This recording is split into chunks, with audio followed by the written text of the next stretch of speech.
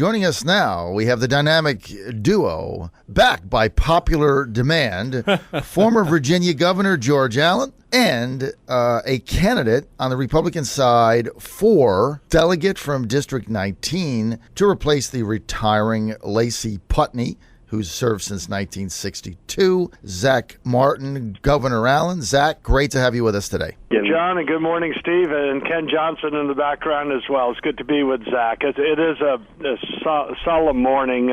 We would be, and we still are, remembering the tragedy of Virginia Tech on 4/16, and it seems like not that long ago, and it wasn't. And then Susan and I just watched this act of terror up in Boston. Our oldest daughter, Tyler, likes to run in marathons and long-distance races and so forth, and it's just such a cowardly, vicious act. And hopefully we find out who did it, and they're prosecuted, and as far as I'm concerned, they ought to get the death penalty.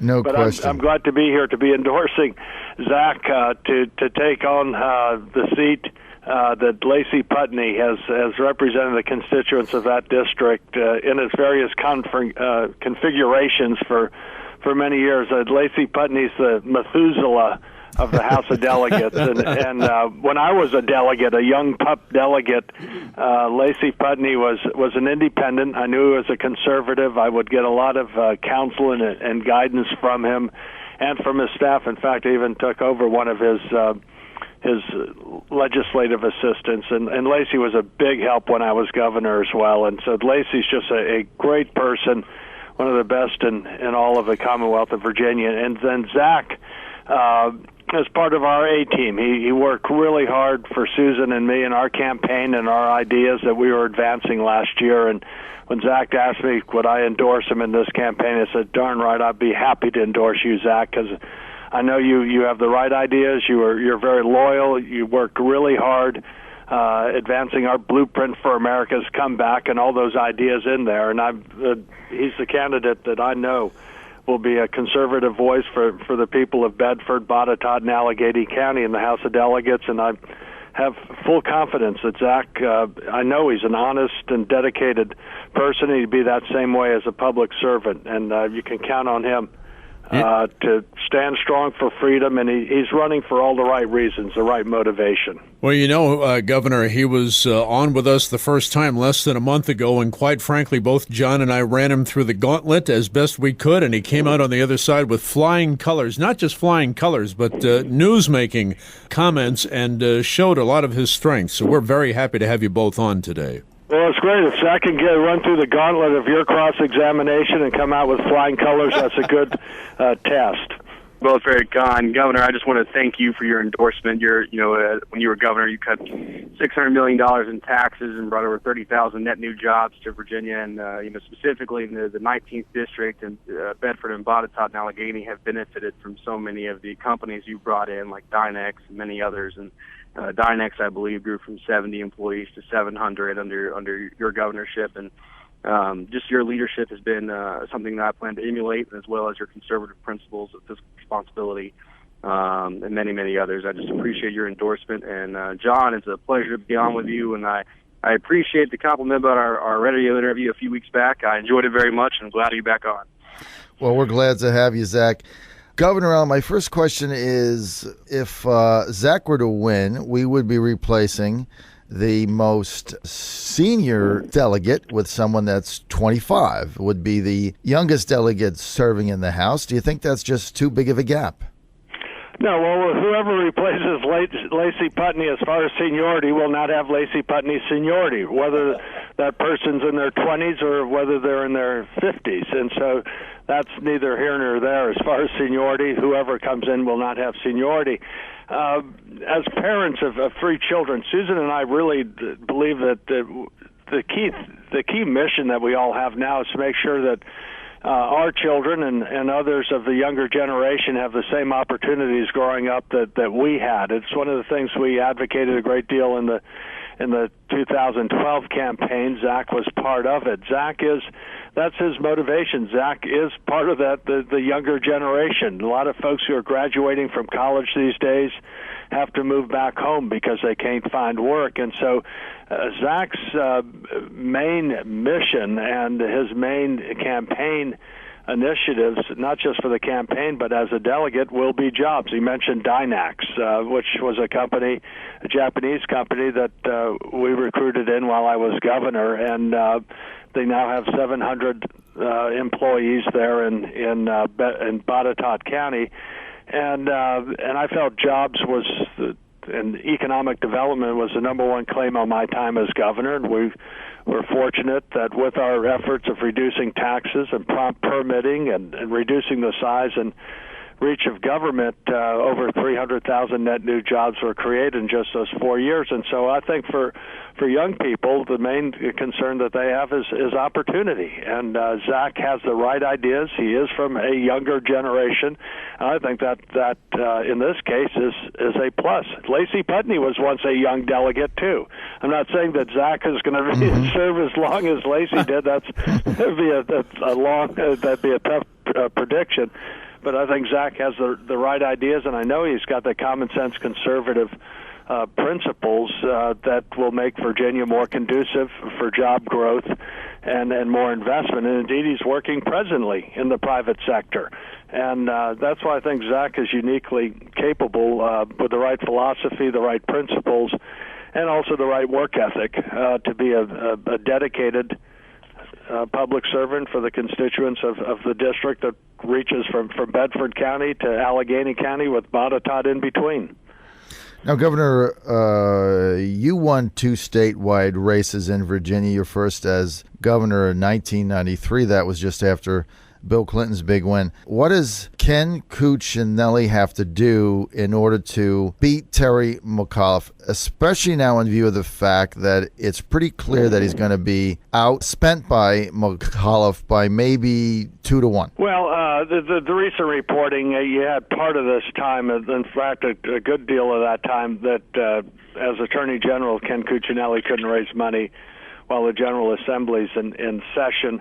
I think people are going to, by you get to election day, people are going to know the differences between Ken Cuccinelli and Terry McAuliffe. I mean, what he needs to do is get out and get as many voters as he can. The key will be those independent swing voters.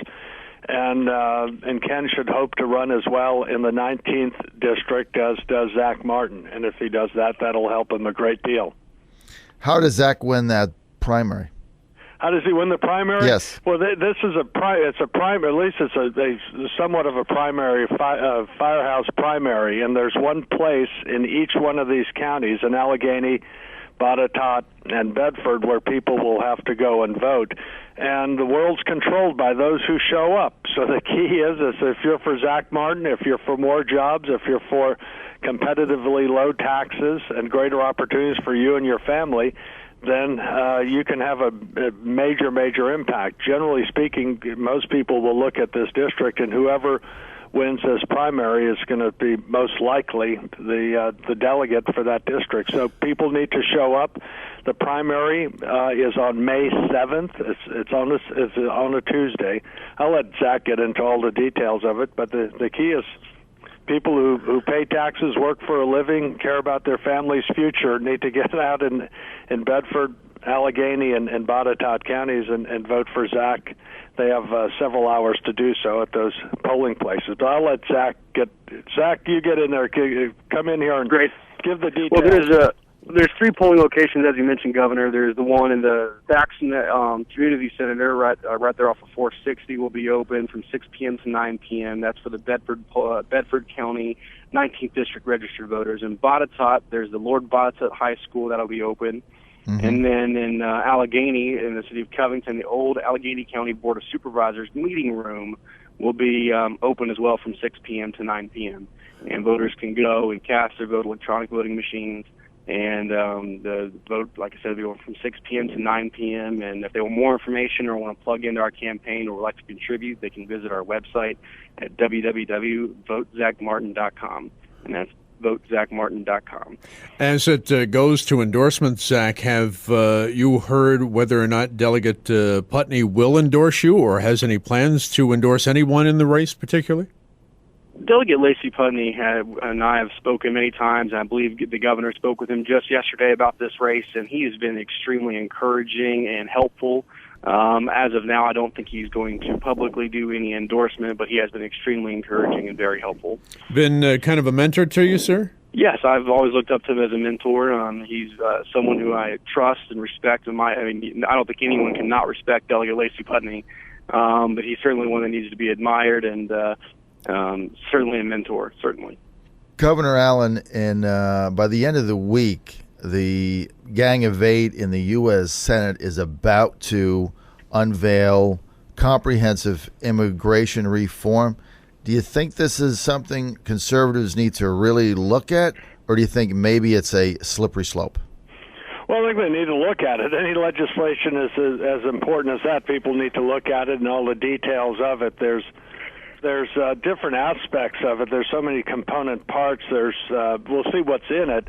One is the seasonal workers, the temporary workers that are important for everyone from the seafood industry in Virginia. This is H-2B, where the folks in the seafood industry just can't find Americans as much as they'd like to. They can't find American citizens to pick the crabs and shuck the oysters. Our ag workers need temporary workers, our right. Hotel and hospitality.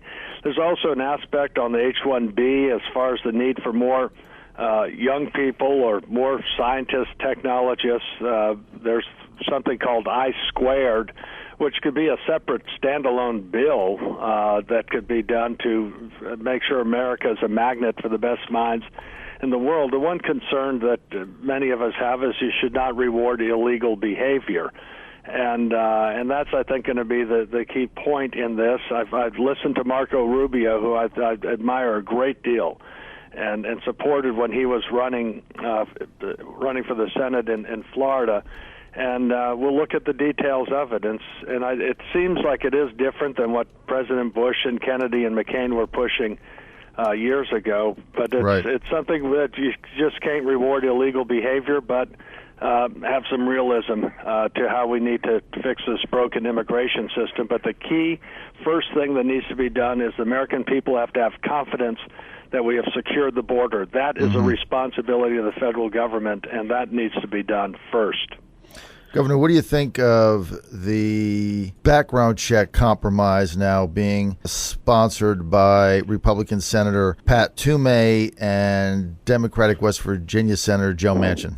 Well, as far as I'm concerned, I'm for background checks. When I was a member of the House of Delegates, I was the one whose amendment had a background criminal records check applied to all firearm purchases. They're fast, fair, and effective.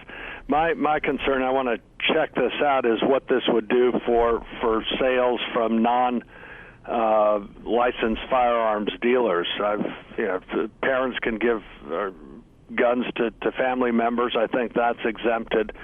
But I want to see what this does for the so-called casual sales. My view is, if you want to crack down on crime, you crack down on criminals. You don't take away the rights of law-abiding citizens to protect their families or themselves. And so I want to see if there is any infringement on the Second Amendment rights of law-abiding citizens with this. If I could switch over to Zach Martin for a second. Zach, that's the purpose of this interview.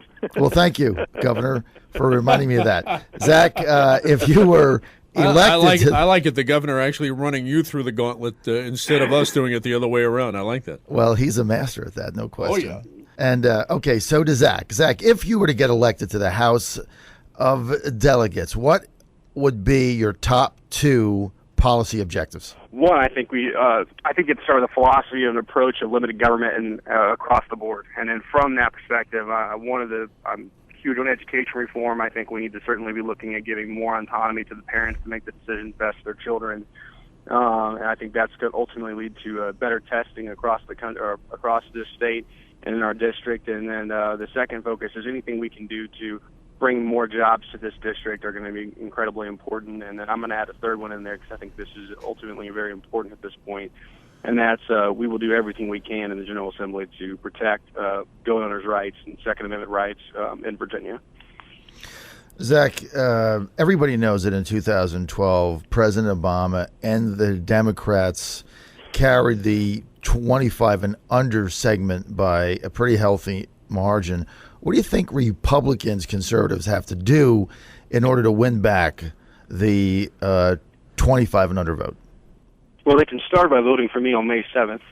And but I think that ultimately people need young leaders, and the young people need to be accepted by other individuals. And as I was growing up and going through college, a lot of Republican activists wanted us to be active in the party. They wanted us to be engaged, and I've seen an overwhelming support of people who just are absolutely excited about having young blood in Richmond and young blood in Washington, D.C.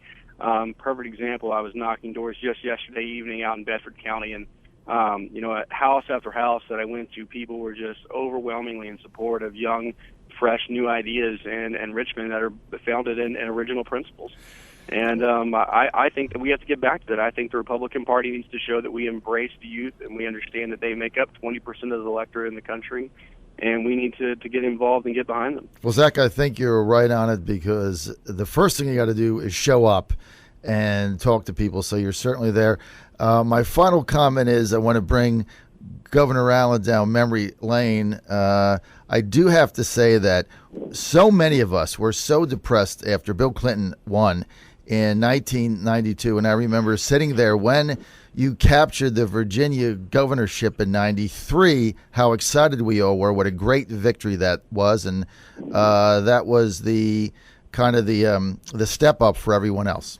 Well, thank you. We had a lot of great grassroots support, and it was not just for me, it was the ideas that we were advancing, whether it was the abolition of parole and truth in sentencing or welfare reform or accountability in schools. And I wanted the world to know Virginia was open for business again, and that's what we were able to do. And because of that support, and this is why I think it's important Zach is running on ideas, is we ran on those ideas. The Democrats, when I was governor, controlled the General Assembly, and so all these ideas and reforms that we were able to enact had to have bipartisan support. And if you have the support of the people, that really helps one as a public servant to actually enact and effectuate those promises that we made and kept to the people of Virginia.